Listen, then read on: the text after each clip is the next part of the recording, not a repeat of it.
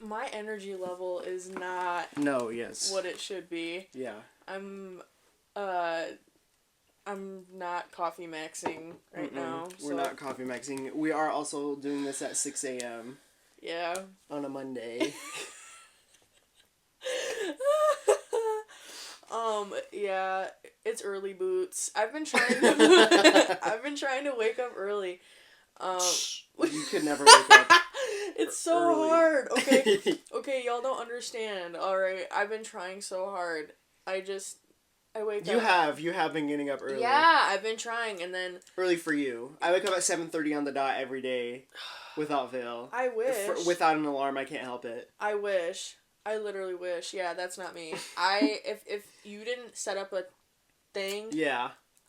Yeah. No telling when I'd wake up. No telling. Yeah. It would be great.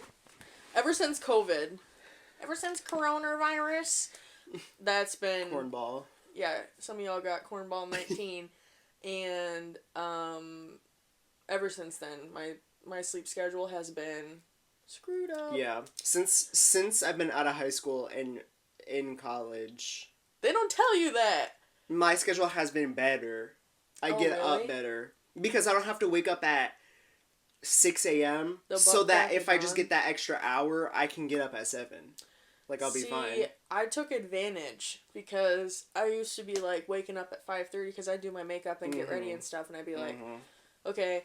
And then I was like, wow, I don't have to wake up early for anything because I work night shifts. So I was like, I guess I'll just sleep. No, I open a lot, so I have to be up early for work anyways. Could never be me. But yeah. Anyway, we saw Sinners. We saw Sinners. My God, I've seen it twice. I want to see it again. My boss is like the biggest movie buff ever, and shout out, and he was like, "You should watch Sinners." And I'm not a movie I'll watch a movie and I'll enjoy it, but I'm not like Wolf of Wall Street, freaking and he's not either. But so I I was like, okay, Blake really wanted to go, so we went. Oh my God, y'all! Oh my God, for a plethora of reasons. Like, yeah, that's definitely... This is the year of vampires, for sure. I really like... Me and Blake were talking about this, because every time we see a movie together, we sit in the car in the driveway, and we debrief. And so it was the same thing with Nosferatu. We were kind of just talking about shout out the vampire movies for real. Yeah, because the way they like put that culture, especially in Sinners. Yeah. But you know, they like not like a Edward Cullen vampire, but like a deep, rich, like cultured, like a seasoned legend vampire. Yeah, like an accurate vampire. Like Sinners did vampires in such a good way because it was so like just eerie. Like it was like they were scary. They were scary. And I hate horror movies. I can't do it. Like Lord, I can't do it. Yeah. Like for all the OTech students watching. For my mom's students that are watching. Right. We know about you. And you need to get off the video and go study for your skills check coming up.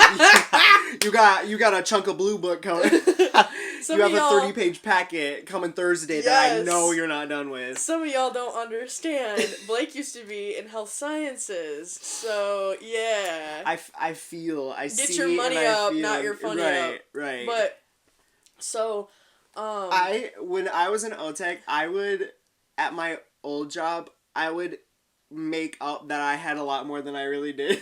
Yeah. Of, like, homework, and I would leave, like, an hour. And some things never change, because you still do that. He'll literally call me and be like... This is like incriminating. We can't put this out here. Nah. Cut the camera. Nah, cut the camera. 2 reasons. Bro, okay. I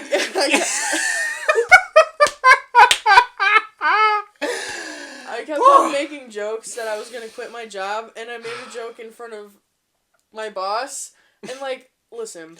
They're like, no, for real. He was like, I'm trying to make this like a good environment. Like he was being, but they're like scared. I was like, okay, listen. Anyone who for real knows, like, I love my job. I love my job so much. So like, there's no way in hell I would ever quit. So like, when I say that, it's truthfully a joke. Yeah. At some point, I probably will have to move on. Right. But I don't want to. Right. By the skin of your teeth. By the skin of my teeth, yeah. So, I kept on making jokes, and he was like, "That's the second one today. Like, why? They're what like is concerned. wrong?" Yeah, I was like, "No, I'm not. I'm not for real. Mm-mm. I just got 3 weekends in a row off. I think I'll keep this job for a little bit." Yeah. Yeah. Me with my 3-hour shift coming up. Ooh. Yeah, but Sinners. Sinners. I've had so much to say, and now I'm like, it's like all coming back. Yeah. The music one. Mm-hmm. I would say, and I'm not the first to say this is not revolutionary, I would say that Sinners is like low-key a musical. Yeah. Because, like, there are parts where all of the characters are singing a song. Like that, like, in like a basic musical, like the cast is like singing to like a song in music, like that happens multiple times in the movie. Yeah, you know. There's just the score throughout the entire movie is so good. It is good. I think every time I watch like a horror movie, it like I've never watched that many to understand like horror movies, yeah, they're scary, but they are done. Some of them are done so well. Yeah, yes. And so every time I watch a horror movie that came out that's like everyone's watching and says it's great, I'll really be like, damn, I feel like I'm missing out. Yeah. Because there are so many horror movies out there that are probably done so amazingly well. Especially with like the content of the movie. Like you have, you know, props and stunt doubles or whatever, people.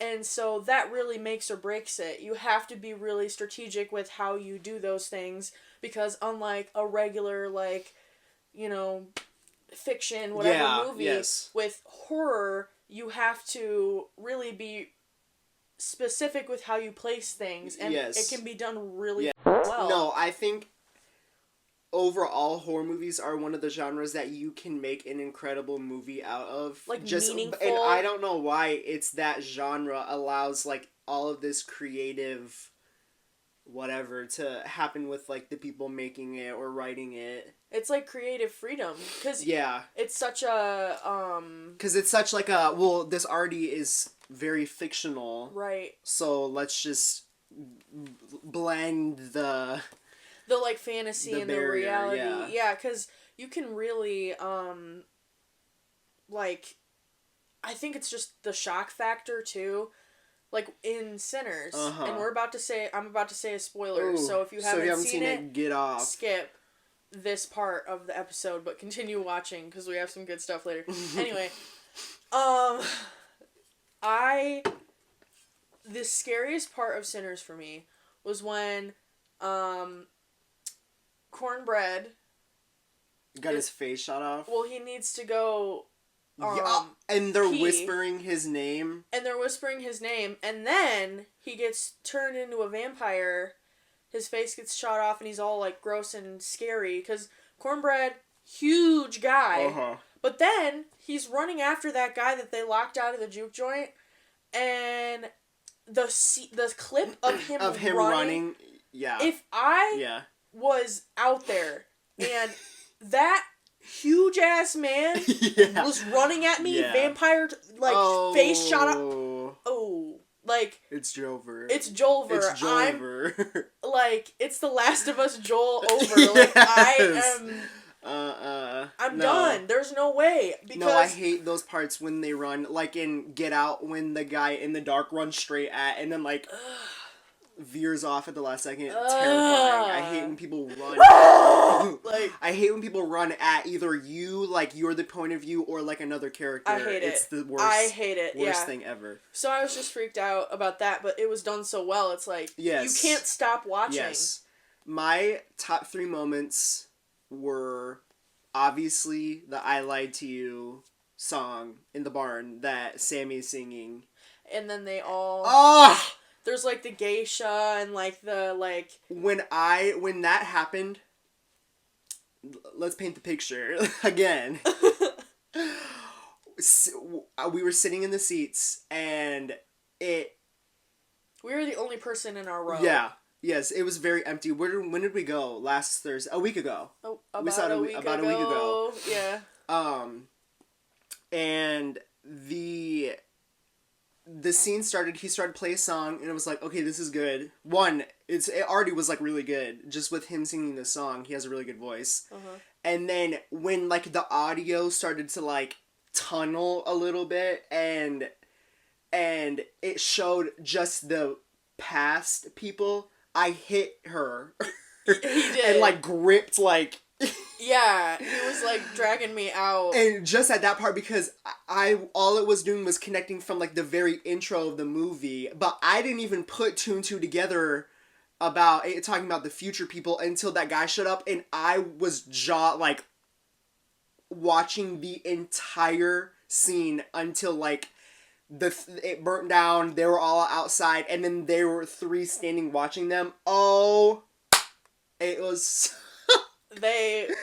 Oh! Yeah, Like, it's so good. I can't. Yeah, they ate. I love a good scene.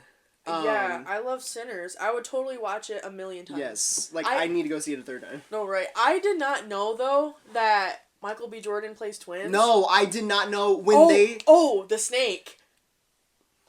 Okay. For some lore, I'm deathly afraid of snakes. Like, terrified. And so, and I know this. I've been friends with, like, forever. Everybody knows. Yeah, like, I knew.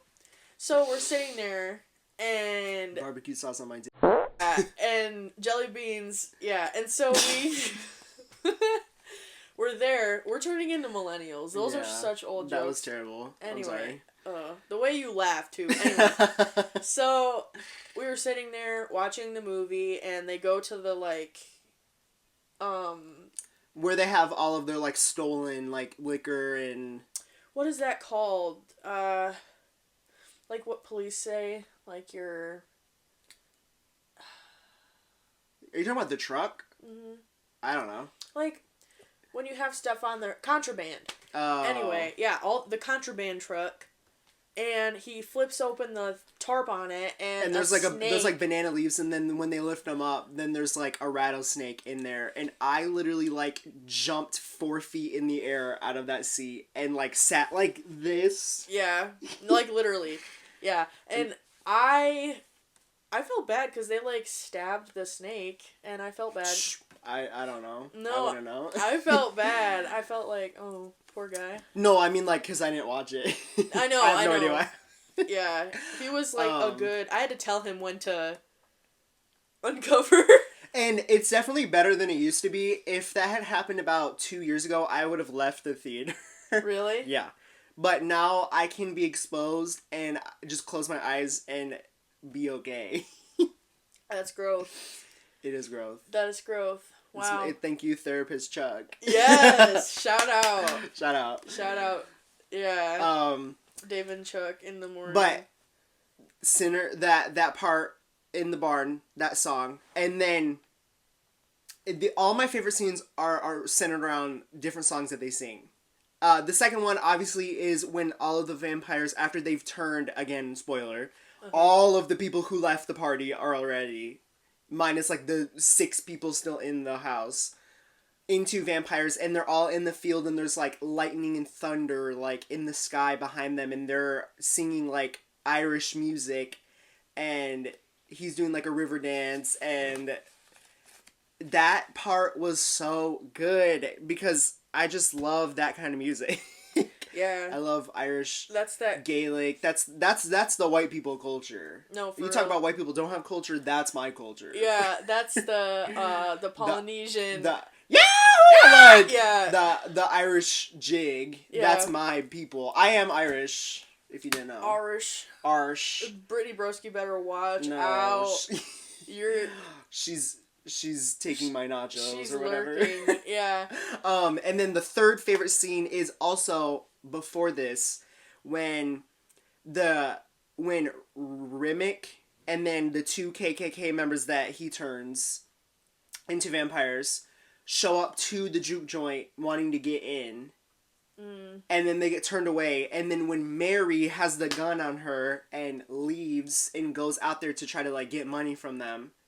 And when they're singing that song, Lassie Come Home or something. Go Lassie Go or whatever. Yeah. I was like...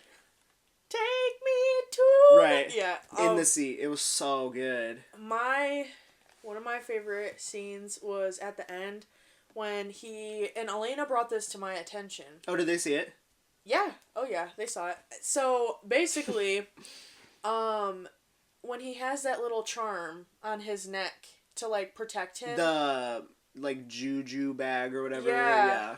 The, like, mojo bag. Yeah, Mojo bag. Yes. And so, I only know that because I was thinking of Mojo Pin by Jeff Buckley while we were watching it the whole time. Anyway, so, when he knew that the KKK members were going to come to his place, the juke joint, and, like, and he took it kill off. He took it off because he wanted to die. Because he wanted to be with his wife and child. When I saw it the second time, I caught so many things like that. Yeah. Yeah. I caught so many things the second time that I didn't the first time. Because I think because we were not confused, but just, like, didn't know what was happening at, like, basically the entire movie. Mm-hmm. I didn't get all of, like, the basic details. Like, I didn't know at the end when Sammy finds out that the guitar wasn't, like, a musician's guitar, that it... I never heard Smoke say that it was... Their dad's? Their dad's. I never... Oh, really? No, I didn't know. Yeah, so... I liked that scene because it was so satisfying watching him kill all of those KKK members. It's like... And I clapped. Yeah. Okay. I had to make it known in that theater. Okay, that this is the funniest story I will ever tell on this podcast, and I'm being kind of vulnerable saying this. So one time, I went to the movies with Blake, and we were freshmen in high school. When we saw Frozen, too? Yes. And there was this guy that I was friends with, and I had a crush on him. And so, yeah. And so, he, texted us, because I posted a picture on Snapchat of us watching this movie.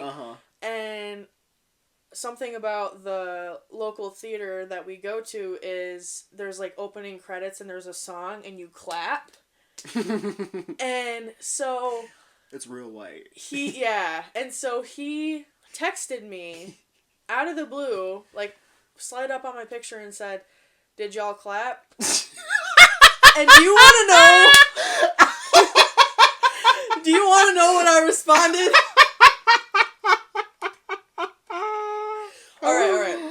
I said, and I repeat, I said... Go. I said, "No, we're just friends."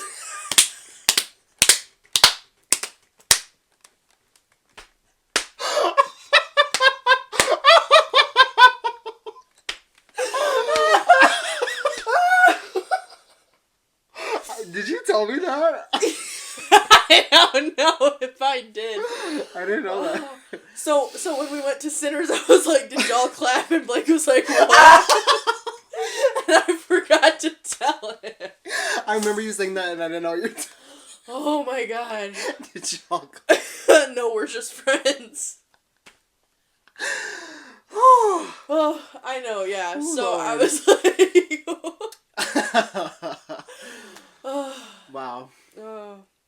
Yeah, so... That was a real moment right there. Like, because I was like, Anyway.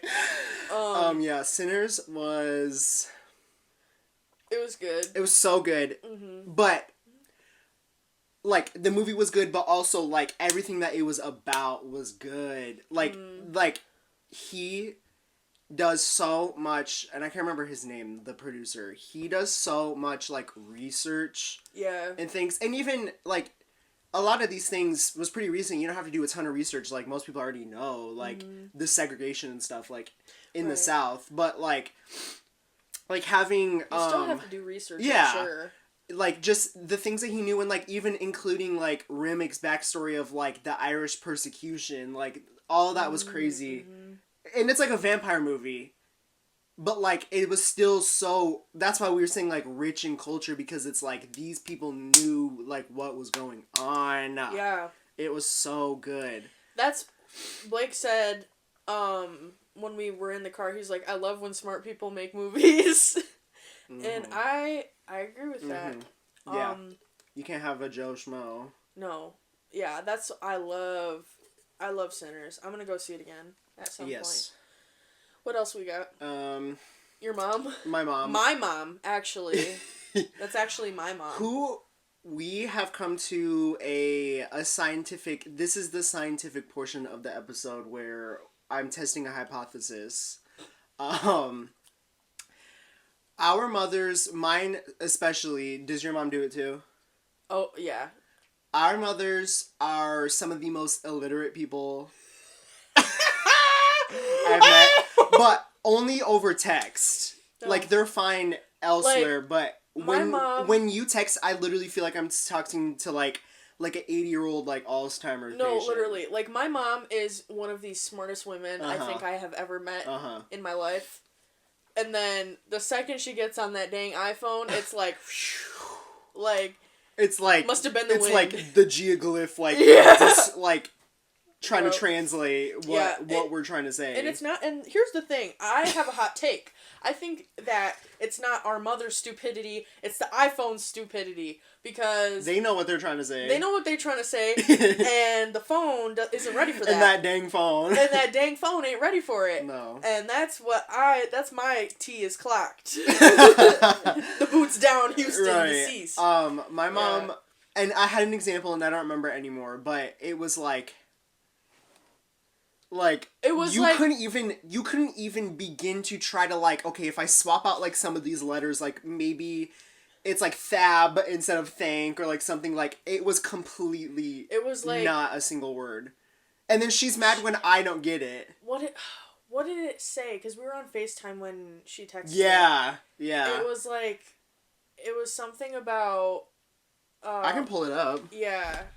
We need to pull it up, because Let's do it RQ. Because it was actually hilarious. Okay, whatever. I can't find it, but it was so funny, and it was just like... Afterwards, I called her, and she told me... Bless you. The allergies. I called her, and I was like, what? And then she told me, and I was like, oh... But there was no way I could have got that from the what text. What she had said. Really funny. It was like, yeah. But so the scientific process that we're doing, my hypothesis is, does anyone else's mom text like a blind person? Yeah. Does anybody else's mom? Because my mom's like a talk-to-text, like, warrior. Like, that's all that she does. She'll mess up, like, because she's a hairstylist, and she'll text people... They're, like, reminders for appointments. But if she texts it, she messes it up. But if she talks to text it, it's fine. My grandma does that really a lot, too. Where she'll talk to text. And, like, you'll be talking to her. And, like, having a conversation. And mid-conversation, she takes out her phone. And she'll just be looking on it. And you'll be like, alright, kind of rude. Grandma on the phone while I'm trying to talk to her. But, like, whatever. Yeah. And then she'll just go... And then tell her to bring the chicken over. And you're like, you're talking to her, and she's like, and then he came to the congregation. It's like, girl, I'm trying to talk to you. And then she gets mad at you when what you're saying gets in her text. Yeah. Because then she'll be like, oh, Jilly, I was trying to... I'll be like, girl, yeah, I was trying to talk to you. And then you were on that damn phone. You know what my papa used to say? When we'd be on the phone, he'd be like, the satellites are going out tomorrow. You're not going to be able to have that phone. I'd be like, well, that's tomorrow's problem. Right. That's tomorrow's problem, man. Not today. Yeah. I'm like, I wish he was still here so I could be like, you need to tell your wife. How'd your kids? How'd your wife? Yeah, right. Like, you need to tell her. But yeah, it's funny because while she does it, she looks guilty. Like she'll like look up from the phone and be like, and then so I need you to come. And it's like she's like looking around. I'm like, girl, this ain't no like drug deal or something. She's acting like she's like freaking Bernie the Plug. Al Capone. Yeah. Like what are you doing? My grandma is Al Capone. That's the name of the episode. She puts the phone down and it is done. What's that like Noel Miller? Hit on someone. Yeah, that Noel Miller sketch where it's like, send it sideways, then crash it. That's like, she's like, the bomb has been detonated. Like. Or. Yeah.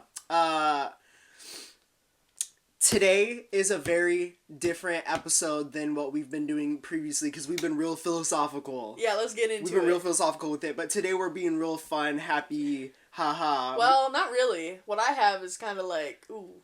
It's fun for us. It's gonna be sit down with a pen and paper because you're gonna have to take notes. No, right. Because this is lesson with Blake and Jill. This is lesson with Blake. Just one. One lesson. Lesson with Blake and Jill. Okay. So today is like the culmination, and actually that's a lie. It's not just gonna be today. It's gonna be today and next time because we have so much to say. We're actually doing 2 parts of this. Okay, yeah. So it will be part 1, part 2. Part 1, part 2. But my grandma's the mafia. Part 1.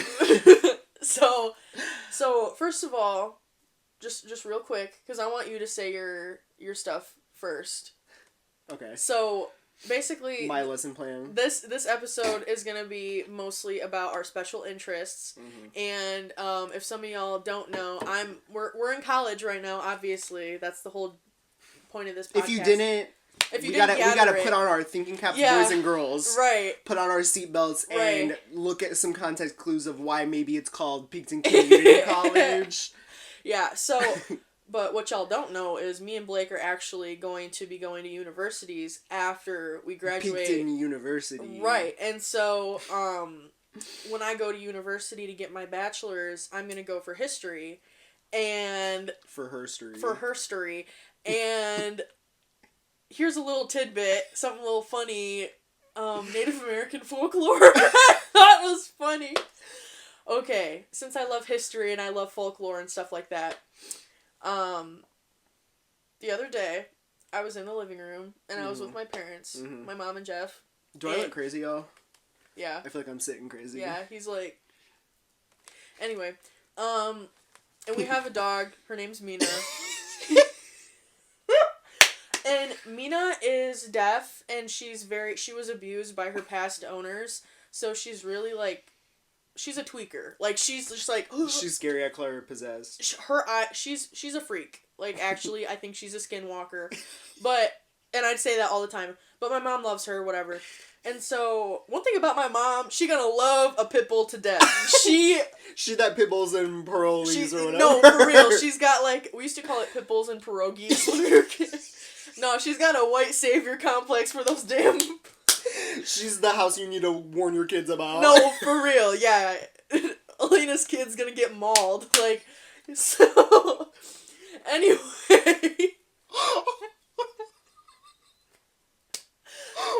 She's sitting there, and Mina is such a tweaker, she never lets anyone cut her nails, and so she has these, like, freaking... Talons. She has, like, freaking, like, Cardi B, like, Bodak Yellow music video freaking length. And so, like, can't wipe. Yeah, she's doing the, like, so...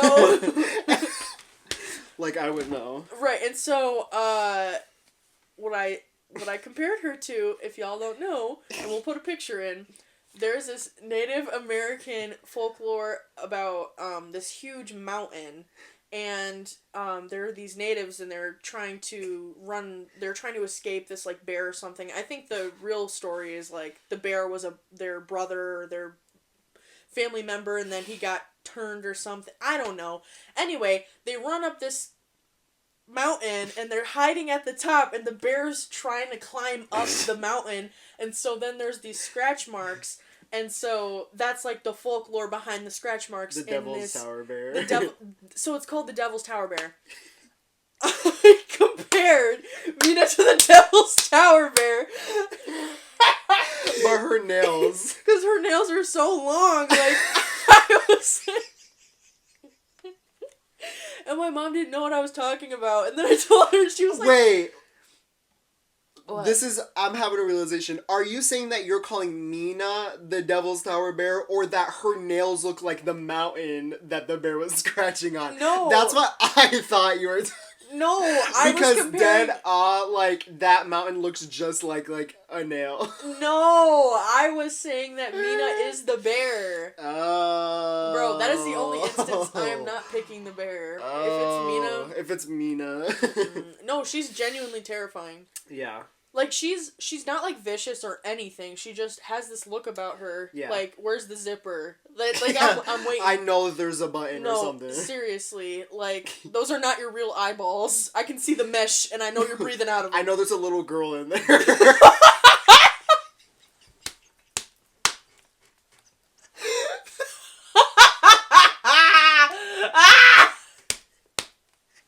I know there's a little girl in there. What the...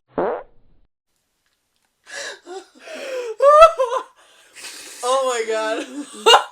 Okay. Alright, anyway, this episode is mostly going to be about our special interests, and so... So if you don't know what we're talking about, yeah, just follow along. Just clock in, because we do have a lot. We have a lot. We have a lot to present. Yes, and so... well, since we're still talking about, like, folklore and, like, history, just talk about your things. Okay, so...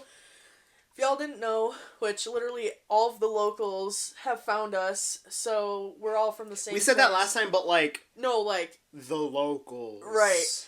And... Like, the crackhead on, like, the corner of the 7-Eleven. No! Like, y'all are finding it. No, it's just, like, Blake will text me and be like, oh, this person found the podcast. Alright, yeah. And I'll be like...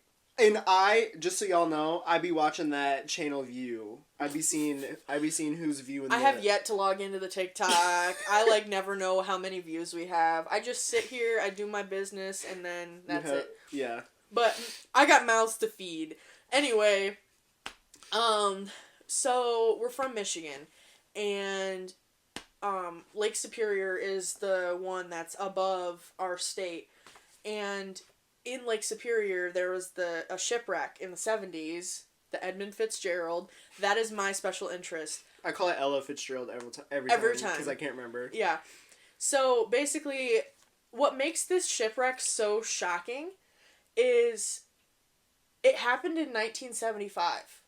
And, like, when you think of a shipwreck, you think of, like, pirates and... Titanic. Yeah, like, way back in the day. You don't think of in the 70s. Like, people, like, your grandparents remember when that happened. Yeah.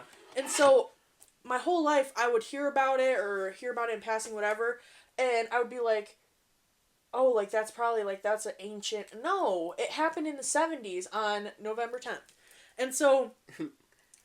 Another thing that's really interesting about it is, so they were doing, it was a huge boat that was made in the 50s, and they had iron ore on it, and they were trying to they were going to send it out to, I think... Minecraft? No, they were going to send it to, Wisconsin, I think. Oh. They were going around, and so, basically, when this shipwreck happened, we had, like... Michigan and Canada and Wisconsin were kind of all included, but Lake Superior is so cold that your body doesn't float. It just sinks. It sinks. Yeah. And so all 29 men died. Ooh, gross. And no body was recovered. Ew. Aliens. And yeah, and so nobody was recovered, and... Did they ever find the ship? Oh, yeah. Oh. They found the ship, and they found it back in, like... They found it, and then they did an exploration back in, like, the 90s or the early 2000s, but they had taken the bell off of it and put it in the museum, and then they put a new bell that has inscribed all of the sailors that died. Oh, cool. And they put that underneath. Oh, that's cool. And then they also put a beer in there for the captain. But the captain was, he was a very seasoned sailor. Like, he had been doing this his whole career, and he was an old man. And so it was a lot because there was another boat that was around, and they were talking over the system, and he was like, these are some of the worst waves, like, I've ever seen. This is, like, probably the worst I've ever seen, which is saying a lot. And the waves were, like, crazy high, and this boat is so long and heavy, and they overpacked it. And so it's already laying low in the water, and there's water coming up on the deck and, like, pushing it down, and that water's so fucking cold, and all these people are just freaking out because they know they're gonna die. Ooh. There was no escaping that. And the last thing that the captain said to that boat that was nearby, because they tried to save them, but the waves were so crazy in that area. Because that's the thing about, in November, especially in, like, the Great Lakes, Lake Superior has a mind of its own. And on a dime, it can just flip and change. And, you know, they had technology to tell the weather, but not like we do now. And you kind of just had to go for it. And so his last words were, "We're holding our own." That was the last thing that was said from the ship. That was the last statement, and then they died. And so they did her exploration, and they went down there, and they switched out that stuff. But then they, for the sake of the families, they wanted to make it respectful. So they were like, all right, nobody else is allowed to go down there and, like, with it. So nobody's been down there. But the thing is, it's still kind of a mystery as to why it sunk. Because, I mean, it was crazy weather, but we don't know for sure if, like, okay, it was just overloaded, or, like, if there was, like, there's some people that say there's, like, these, like, traps or something that weren't, like, put down, like, so that it created, like, an air pocket or something, or a leak. But either way, we're not allowed to go down there. Nobody's allowed to go down there, so there's been no Shh, don't tell me what to do. There's been no new information. That would be cool. I know there's got to be a Ghost Adventures episode about it. For sure, I know Zach's been there. And so that's one of my, and I really was interested in it because last summer we went up to Whitefish Point, and they talk about the Edmund Fitzgerald, and they give you, like, this little... You're like... Right, well, they give you this video that kind of explains, like, what's going on and, like, how it happened and everything, and I was really just like, wow, like, I didn't realize, and, yeah, it's really sad, but everyone's homework is to listen to the Wreck of the Edmund Fitzgerald, I think is it, by Gordon Lightfoot. I was supposed to wear my shirt today. I have a shirt that has Gordon Lightfoot and the Edmund Fitzgerald that my mom bought me for Christmas. I was supposed to wear it, but that's your Titanic. Yeah. Well, and I'm interested in the Titanic too, but I think what makes, and there's a whole culture of people that are obsessed with shipwrecks and stuff, and most of them, it stems from the Edmund Fitzgerald or the Titanic. But when you're, like, in elementary school, you pick your, like, historical, like, disaster or like event, and you stick with it. Like, mine is Salem Witch Trials. And everybody knows I, over the fall, got to go to Boston, and then we went to visit Salem. It was kind of like, it was amazing, and it was so fun, and it was exactly what I thought it was going to be, and it was just, like, home, the place, but, it was at the same time, like, this is something that I have loved since I was a child. Like, when we read The Crucible in 9th grade, like, I was like... He was locked in. I was locked in. Yeah. And it was like, when we were there, I was excited, and then when we got there, it was like, this is so cool, but then a little bit was like, it's kind of bittersweet because, like, you go 20 years with, like, this thing is so cool, like, and then you see it, and it's like, now I can never say, like, I want to go, like, because you've seen it. Right. But. Right, it's like, there's so much to do there and see there, and the people, and I went over Halloween. Like, you have to take me. It was such a cool experience, and I would never have given that up. It's just, like, weird to think about, like, oh, like, I've seen it. Yeah. When, like, most people don't get to see, like, their thing. Yeah. But I love Salem Witch Trials. From, like, the beginning to the end, 1492. Oh, I thought you were saying, like, No, when you were 19. Gosh. Why am I, like, it's 1792. Salem Witch Trials. Fact check me, because I've just said 3 dates, and maybe all of those are wrong. 1792, I'm, like, 90% sure was the Salem Witch Trials. Is it 14? Is it 17 or 18? No, it's 17, because it's right after they sailed the ocean blue. No, it's 1738.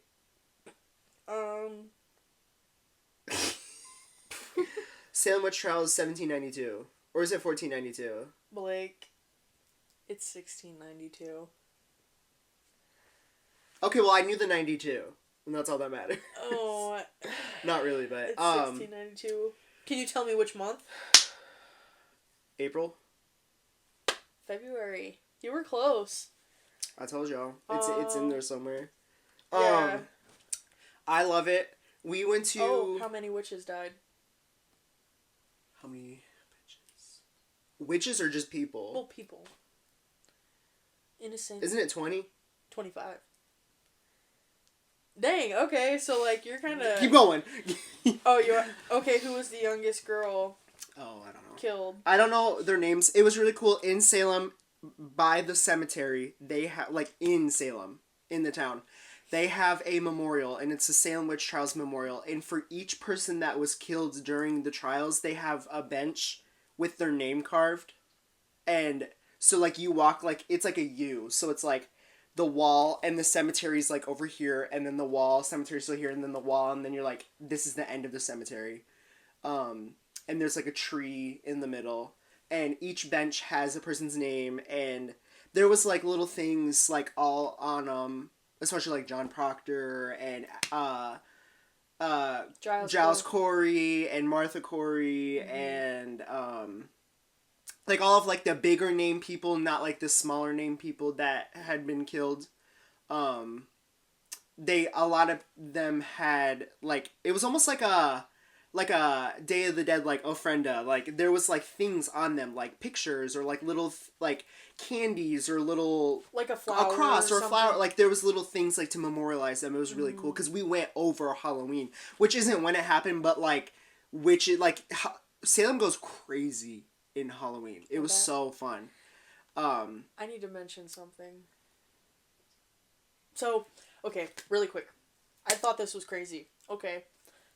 This book I'm reading right now, The Secret Life of the Cemetery. I know, but this is perfect for the content. Yes. Okay, so it's about this cemetery in Paris, and it's the only crematorium in Paris. And so this cemetery, like, Jim Morrison was buried there, Oscar Wilde was buried there, so many different huge people for, like, any sort of culture, because there's so many people from around the world that get buried there.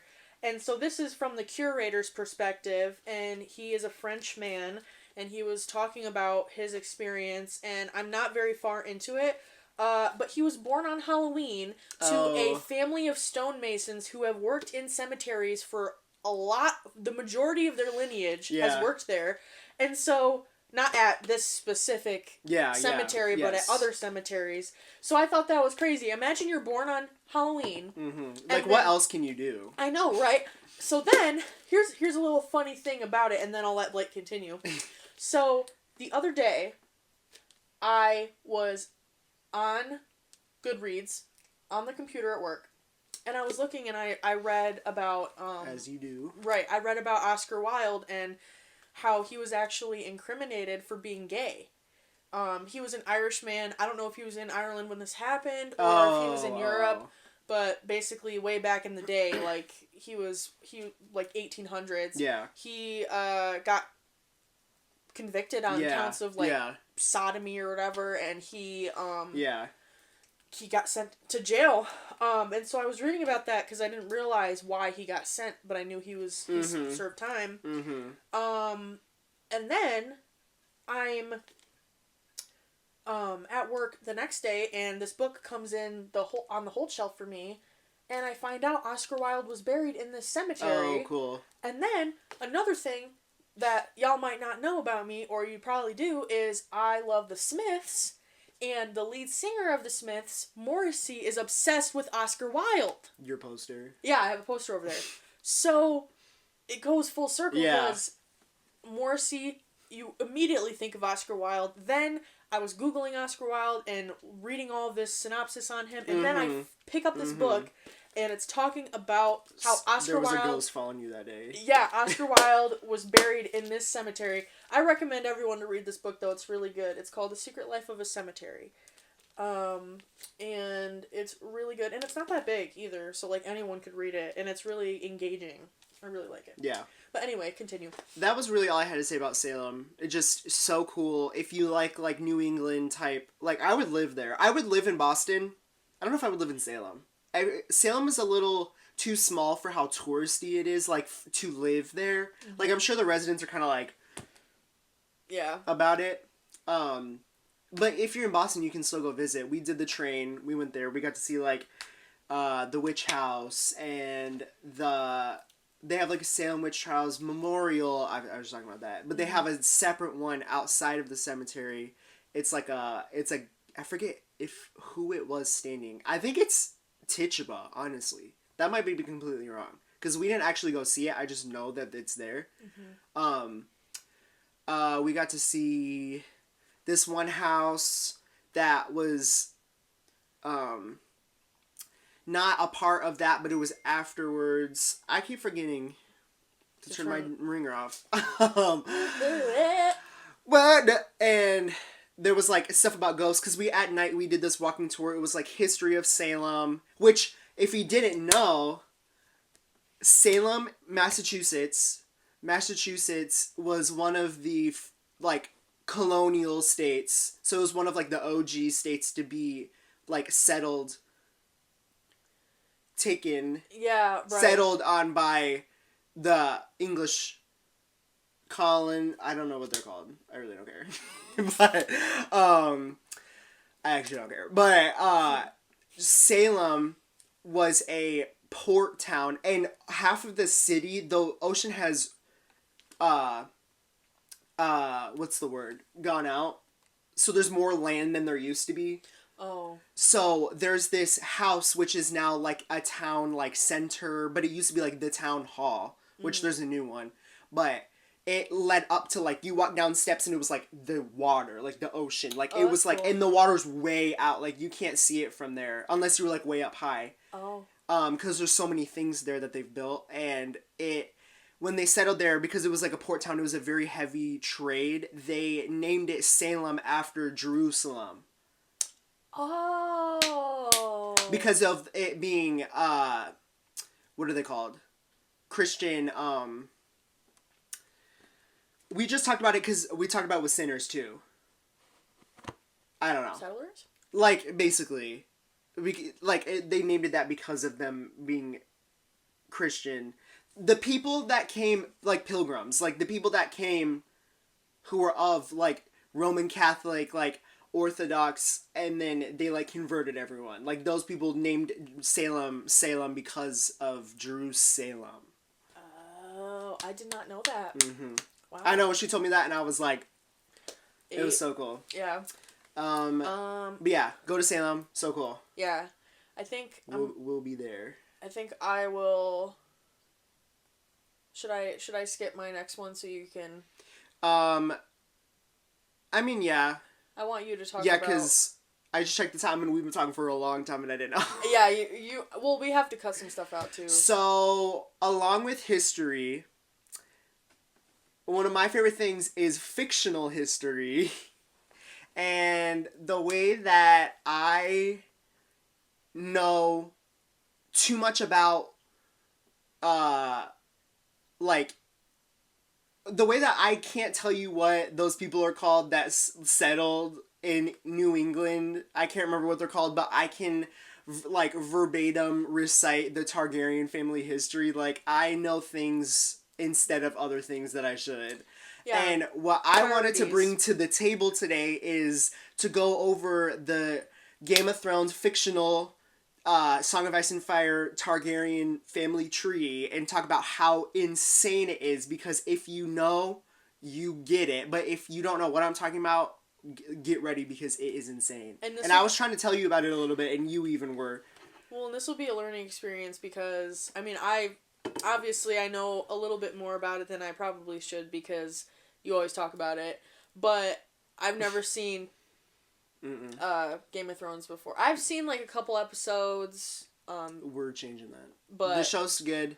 Yeah. The books are good. Really? Fire and Blood is basically like a Targaryen. We're here. We're ready. In the lore of the world, there are people called maesters. They're like the doctors, the scholars. They like write books. They like perform like medical like surgeries. They're like the informational people versus everyone else is just stupid. Half of them can't read, and they all just pick up sword and fight. Like, that's what they do. And these people specifically are like trained in like writing and reading and knowing languages, and oh, you have this war, I'm gonna dig it out, like things like that. And the book is a fictional, basically textbook that this maester has wrote down the Targaryen history, and the book, but the textbook is called Fire and Blood, but the book is also called Fire and Blood because it's like a physical book, and you read it like you would read like an American history textbook. Like, it's like, and then on December 3rd, like, that's literally how it is. Oh. It takes a minute to get into, but it goes over all of it, and it is so good. So, to bring to y'all's attention, I spent about 3 hours yesterday making this family tree. And I know y'all don't care, but I care, and that's all that matters. It's our podcast. It's our podcast. Go buy a mic if you want to talk about something else. But yeah, so I just want you to take first just a glance at this, at some of the interconnecting that we have going on, because there is a lot of siblings together. A lot. This is your favorite show. This is my favorite show. I love it. So that's why you're an only child. So I'm just going over some key parts. It's broken up into pieces. So there's like the very beginning of when this family of people came from a different continent over to the main continent of like the show or the books. And because this person had a dream about all of these volcanoes, because where they lived was centered around like 8 like super volcanoes, and he had a vision about them all erupting and that they needed to leave, and all of the high up people, because these people were like randos in the society, these weren't even like high up people, and they brought it to the high ups and they were like, oh, we don't care, we're not leaving. So all of these people dipped, these 5 people, and a year later, all of the super volcanoes blew up, and like to the point where it was like an atomic bomb, like destroyed everything. So that place doesn't exist anymore, and all those people died. Oh, so this is like the remaining bloodline. Now to talk about the incest, they do it because there's dragons. So these people, from where they came from, they all could bond and like ride dragons, and they had like connections with them. And some people, when they were bonded to dragons, would have visions of things that would come true, like him. And it's called dragon dreams. And that's an inherited trait of this family. They all have the white hair. And they have purple eyes, which is not a thing in the show, which is dumb. But they all have purple eyes. Uh-huh. Like where we have like blue or brown, it's purple. And I was going to say, I didn't see that in, like, House of the Dragon or, like, any of those. So, to keep all of these things of being able to bond with dragons and to be able to have the dreams and keep the hair, because it's such a like, you see these Targaryens with their hair. It's like a telling sign of where they came from. They want to keep it in the family, so they marry off their cousins. So they can keep it in the family. Right. So, that's what happened up here. So, Aegon Targaryen the First is Aegon the Conqueror. He's the guy that came and conquered all of the Seven Kingdoms and created the Seven Kingdoms in the continent. He has two sisters, Visenya and Rhaenys, whom he married both. So it's a throuple sister's brother. And he had a child with each of the sisters, which one of them began, like, coming down here. So then they had a kid. This kid married someone from Velaryon is a family from outside of the Targaryens, but quickly got bred into it, so now they're within the folds of Targaryens, but they're not, they didn't used to be blood related, but now they are. Oh. Like, getting down here, they're all related. So, that's where this bloodline starts. So, we have two kids that got together and had more kids. Two kids that got together and had more... Like, it's crazy. It is insane. Yeah, that is crazy. Dude. And so this is called, like, Aegon's Conquest. That's...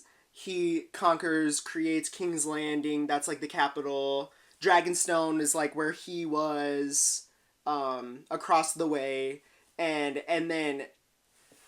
I had multiple things I wanted to say. And then we get into the Dance of Dragons, which is the Targaryen Civil War, which is what House of the Dragon is about, which is so good. You guys need to watch. And the thing that I want to talk about is Rhaenyra. Queen Rhaenyra ran through Targaryen. Let's count how many people she's married.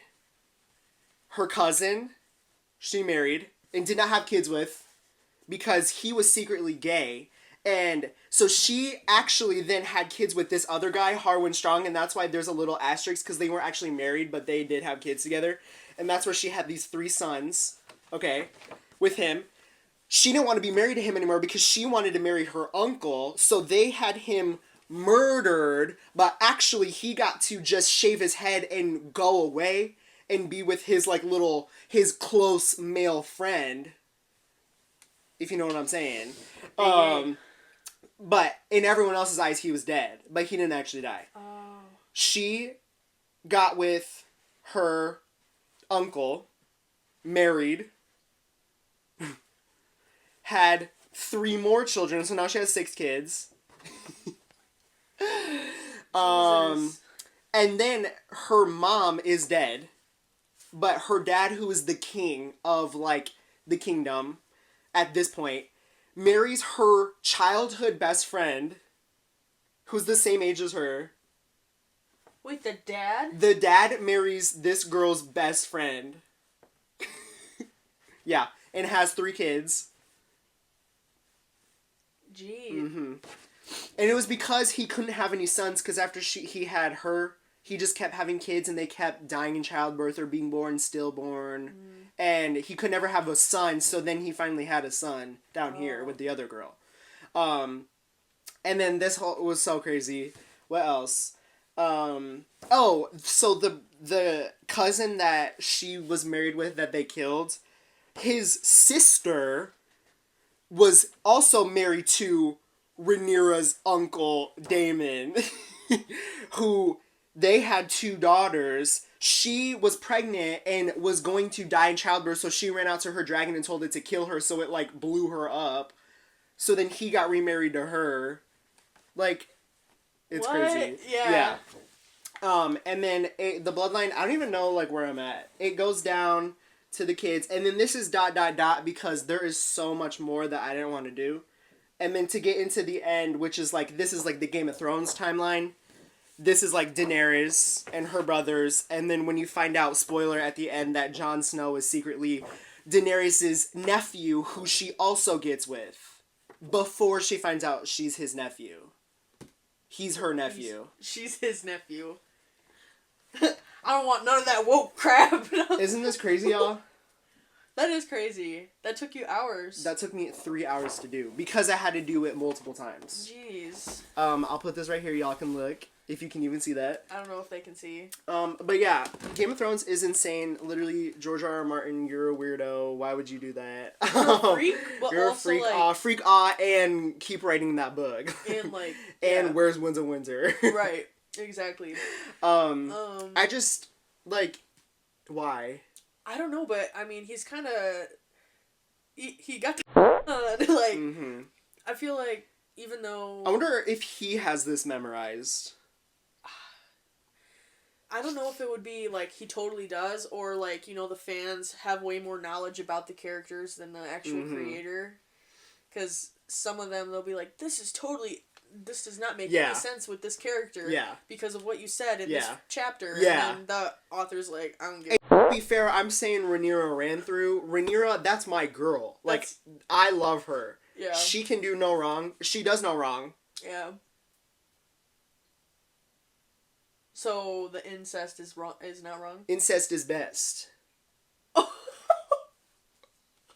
No. In this book. In most of the books. In all of the books. All of the books, yeah. In all of the books. Yeah. Speaking of books, can I talk about my other book I'm reading? Mm-hmm. Okay. Oh, and you gotta shout out my mom, too. Okay, shout out Stephanie, because right now I'm reading The Women by Kristen Hanna. And if y'all don't know, this is about World War II. No, Vietnam. No, because Vietnam. Obviously, the whole thing is about Vietnam. But her dad was trying to work. He was trying to. Basically, their whole lineage. It's this girl Frankie, and their whole family has always been in the military, and they've always been in the Navy. And her dad couldn't serve when it was World War II, and so he was super butthurt about it.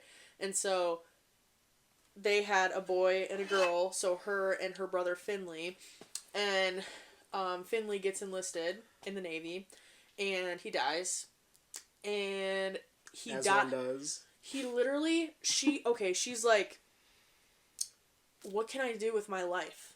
And they're at Finley's going away party, and Finley's close friend tells Frankie women can be heroes too, and she was like, damn. So then she's like, okay. Because this is in the 60s, obviously. Then, she goes... You should have had me try to guess when Vietnam War was, because I actually don't know. Really? It was a long war. But, so, anyway, she's like, oh, I know what I can do. I'll become a nurse. So she becomes a nurse, and then she's like, well, Finley is going to Vietnam. What if I go to Vietnam, and I become a nurse, in Vietnam, and I can see him on his tour? So she goes up to the office and she requests, she puts her name down with the Army because the Navy and the Air Force wouldn't let her because she needed more experience. Literally the next day, soldiers come to her house telling her that her brother died. Dang. And she had just written her name down and sold her soul away to the military. Yeah, right. So she had to go. And so she goes. And she, it's just really interesting because, this chapter I just finished, she's helping these people, and, back then, apparently, they also, the villagers, the Vietnamese, they would help them, if they got hurt, or, you know, so there was a ward of this hospital she's in where she's helping Vietnamese people. And there's this little boy who doesn't speak a lick of English, and he takes her by the arm and pulls her into this room. Mm-hmm. And just immediately when she walks in, there's just rot and just nasty, nasty. And she comes to find this little girl who had, a incident with her hand. In her hand, she just had, gangrene, and her, hand was just completely black, and, she was gonna die. And so they had to do an amputation. And so she goes and gets, the head surgeon. And she's like, oh, should I get Ethel, who is her, Ethel Kane, who is her, roommate. Uh-huh. Because she's way older and she, knows more about it. And the doctor's like, no, I want you. Like, you need to stay in here, Frankie. And she's like, okay.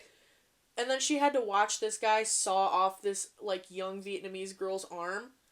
And then she had to, like, bandage it and give her medicine and try to explain to this woman who is this, who she assumed is this little girl's grandmother, how...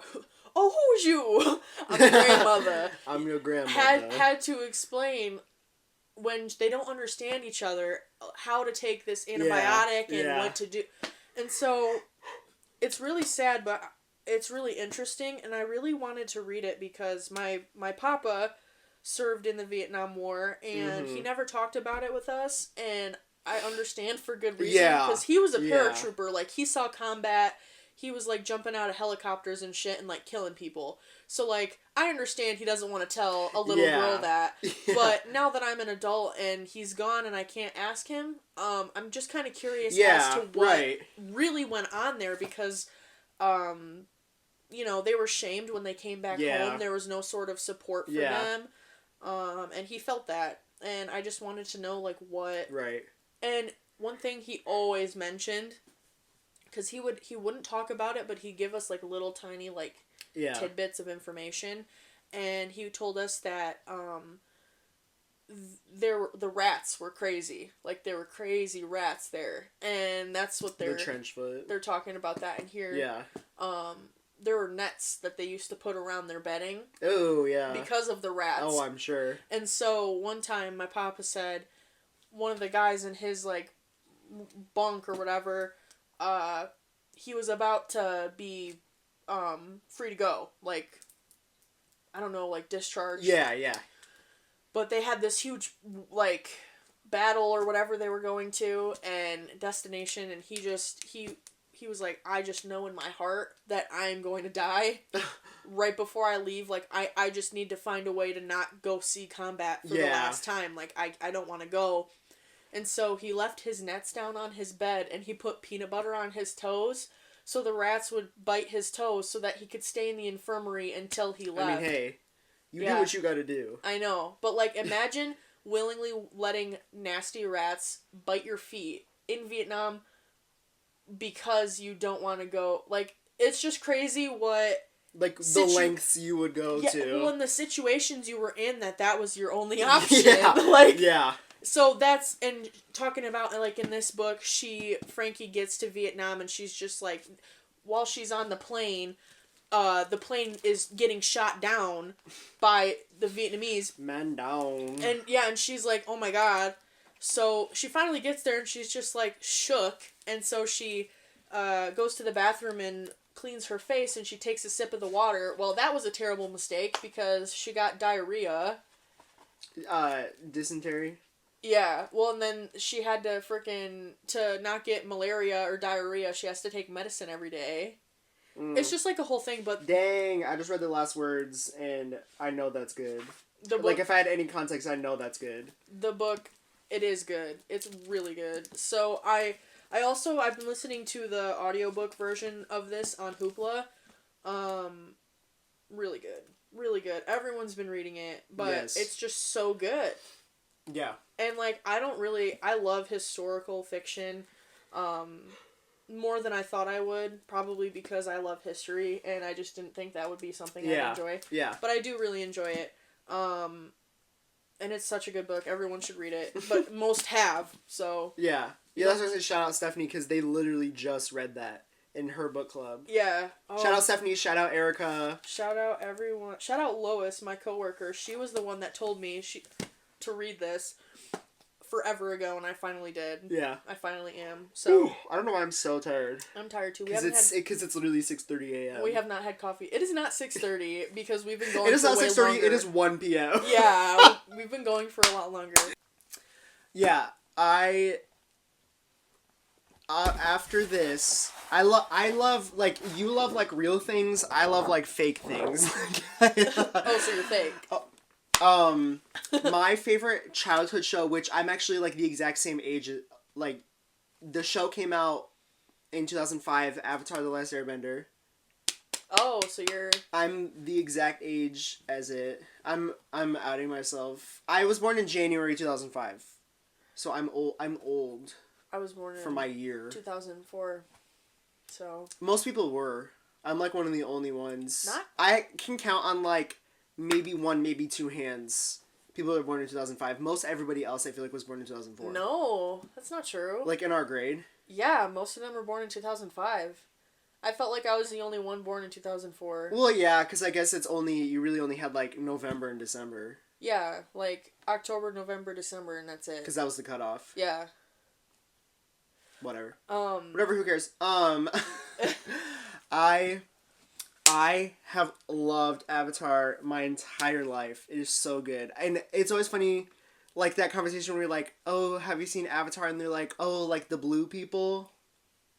You also love that though. I also love the blue people, but specifically, I'm always ever talking about The Last Airbender, and it is so good. It is so good to the point where I have from season 3. Don't fall. I have a tattoo. Yep. Yep. Of the dragon dance. And we're gonna do tattoo tour next time for me because I have. That'll be part 2. Yeah. We told you we had a lot to say. Yeah, we do. I don't know what it is because it's still like a very like, and not even I can't even say that. It's a cartoon. It's an animated show, so it's geared originally towards children, but the longer it goes, the darker the themes and like the things get. Steven Universe. Literally. And to the point where now obviously everyone that was that age that watched it like as a kid is now an adult now, and we all still watch it to this day. Mm-hmm. And no one our age that when we watch it for the first time is watching it because it's not out anymore. It's a 20-year-old show who's watching it now. They're all obsessed with their Roblox or whatever. Bro. And like it's so crazy to think like this was like that was my brand. Yeah. Like at like 6 years old. Like because it had been out for a while, but when I had started to like actually watch like TV, like as a kid, like 4, 5, 6. It was Avatar. It was always on Avatar Nick at Night. And I would watch an episode. I remember this so vividly. I would watch an episode from 8 to 8:30 p.m. and then 8:30 was my bedtime and I would go to bed. And I would always get to watch one Nick at Night Avatar episode. Yeah. And it's so good. Like, y'all. Obviously, I have a tattoo. Y'all, it's... Y'all. What is it? That lip gloss or whatever? I don't know what she was doing. I think she was trying to market her lip gloss or something. She was like, y'all, it's... Y'all. Y'all. Y'all. Yeah. It's... Y'all. It's... Y'all. But yeah. That's probably like... That's the looking into the window of my soul, our interests. Like these are like our inside out our yeah. RuPaul is definitely haunting us. Yes, definitely. Yeah. Like I feel like these are things that are like you learn it about us or like, oh, they like that, and it's very like telling. Yeah. Like, you get it. This is the autism awareness episode. So I think Enrique I think we should list some things. I just came up with this. I think we should list some things that we enjoy other than like special interests that are like really just interest us, so that we can be like, hey, if you like these things. Yeah, okay. Because like, okay. I need to think. I love can never do this Ponyo and any Miyazaki movie ever. I love cats, so if you like cats. Crafts and stuff. Books, obviously. Libraries. If you're a Subaru driver. If you're an Ubu driver. If you like sage green, it's my favorite color. Yeah. What else? Antiques. What about you? If you like, medical sitcom dramas like Grey's Anatomy, and specifically I've been watching The Pit. Legos. Love a Lego. Books. Puzzles. Obviously, I did one time I did 5. No. Let me try to see if this makes sense. I did 3 1,000-piece puzzles in a 5-day sitting. And I would do an entire one, take it down, do an... And I don't talk about, like the dollar store, like, Kellogg's cereal collage. Like, these are, like, hard puzzles. Like, all of the pieces are weird. Like, the pictures are good. Like, there's, like, 6 edges on them. I love a puzzle. Yep. What else? I love... Your dogs. My dogs. MacDonald. MacDonald and Riley May. The whitest dogs you will ever meet. MacDonald. That's what gonna else? get me every time. I just love, like, I like a video game, but not in, like, a gamer bro, like, up on, like, Discord way, like, in a recreational. I like The Last of Us. I play Fortnite. I like Minecraft, which just you wait. Just you wait. All I'm finna say. Yeah. All I'm fixing to say. Yeah. I love finna be in the pit. I love talking about that I'm Southern. That I have family from Kentucky. Blake has roots with Simply Southern clothing brand. Yes, Southern and Native American. Okay, girl. Not enough to get any discount with college, but yeah, you could. But the number is on the ancestry DNA. Really? What do you got? Like, what are you? It was like 0.3. No, that might be what is? I think it's 5%. I was 3%. Okay, so I'm sorry, 3%. I'm Irish, Welsh, English. That native is German. for dear life. Yes, it's by the pinky finger on the cliff of my DNA. Yeah. Irish, Welsh, German, English. Kentucky. Yeah. And Cherokee Native American. Yeah.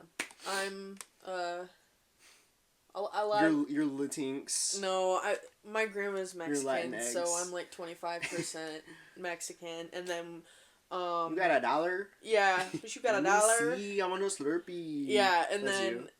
Bro, and then I'm French Canadian and German. So have you been to Paris? I want to. I want to see that cemetery. We. Who's in Paris, Blake? Yeah, that's what I thought. Do you see the evil things that she does? He just got done saying how white he is, and I'm like, her wicked ways. Her wicked whims.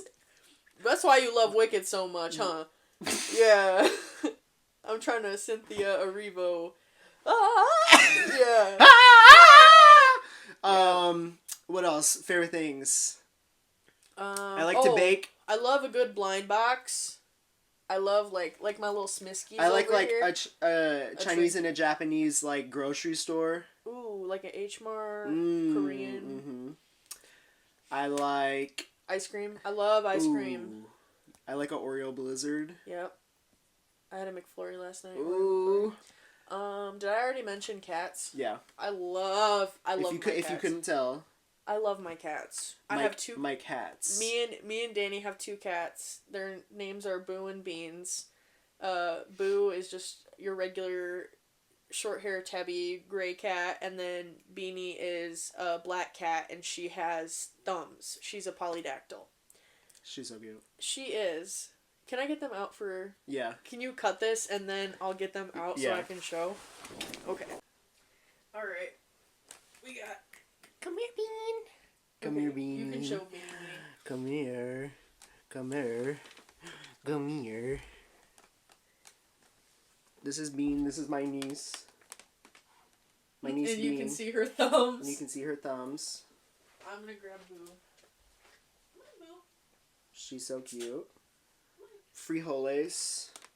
Her birthday's in 5 days. Everyone say happy birthday, Bean, in the chat. Or else Boo won't come out. Boo is not coming out, so I'm just gonna let her be gay. Sit with me. Get it coming out of the closet. Now let's do our music and our books, and then we'll call it part 1 of 2. Okay. I think she'll be fine for this. She'll be fine. I have shout out Avery living on. Oh my! Okay, I said I was gonna do that. Oh. I'll blur it out. She played this song. It's called "Dandelions" by Jessie Joe Stark, and it's good. Mm-hmm. I've been listening. I love Lord. Shout out Lord. Lord Summer coming, y'all. She just announced her album Virgin. Shout out Lord and Charlie XCX, Girl So Confusing. I love that song. And I also love Oceanic Feeling by Lord, that is off of Solar Power. I love Lord. I've been a longtime Lord fan. Yeah. I ever like since Royals listening to came Royals out, in the car as like a child. Yes. I've been a fan. I love, yeah. And everybody's like, go teeth, Grey Goose, like, so good. Yeah, love it. I love Royals. I love Team. I love 400 Lux. 400 Lux. I love Green Light. Yeah, Green Light is a good one.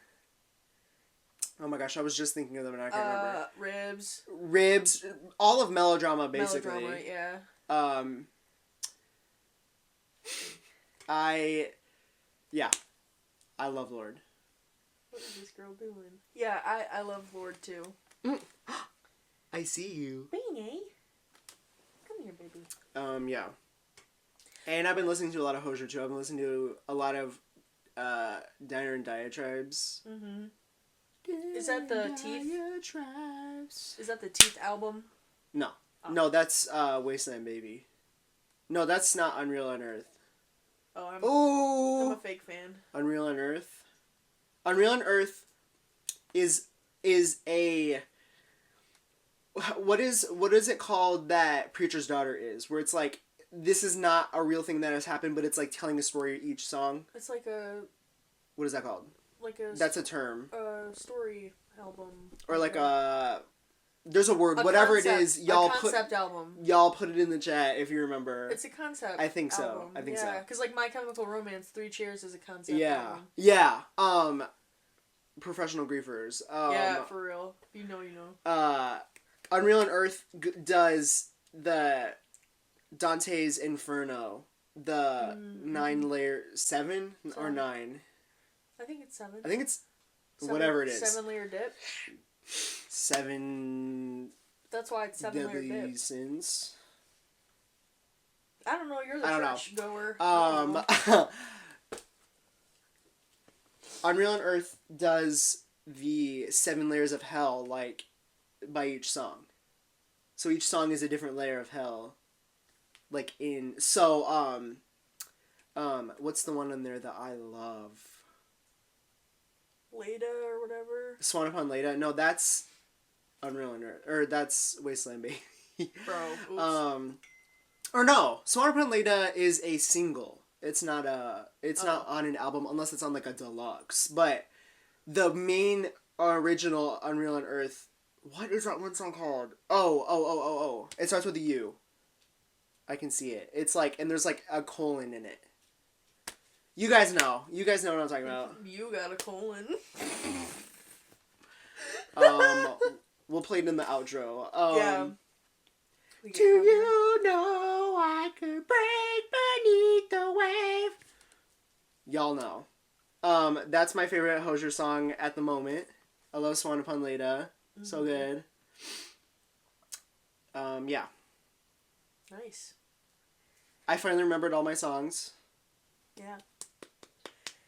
Bro, I'm like, we need to get some coffee or something. We need to get some coffee. Last thing I want to say, I am halfway through Cersei. Oh my gosh. Mm-hmm. Y'all need to get on your Zoom. It is so mother effing good. Yeah, I bet. I want to read it. I have and Song of Achilles. It's like dark. Really? Like I know it's dark, and I'm at the part where it's converging with the Odyssey. Oh. Mm-hmm. Story. But like that part that led up to that when she's turning all the men into pigs, because they're like trying to like her. Oh, insane. oh, beans. Don't. Huevos. That's eggs. No. That's what I thought. All right. That's why they're locked in the cage in the hole. There's a little room in there that they stay in because it's not recommended. Yeah, I think that's all we have at the moment. That's all. Like, we didn't just talk for 2 hours straight. That's all. Like, we didn't talk for an hour and a half, probably. Yeah. This is Boo. That's Boo. Boo Radley. Someone said that Boo Radley was a, I used to take that one pill that if you have a baby, you like, get shot on sight. What? What is that? Accutane? For skin? Mm-hmm. Someone said that Boo Radley was an Accutane baby. Where's the source? Where's the scholarly article that you read that on? We need Atticus Finch. We need Atticus Finch to... They didn't even have that, bro. to let us know. Oh. Alright, we gotta go. We gotta go, y'all. We gotta go. Bye! Bye.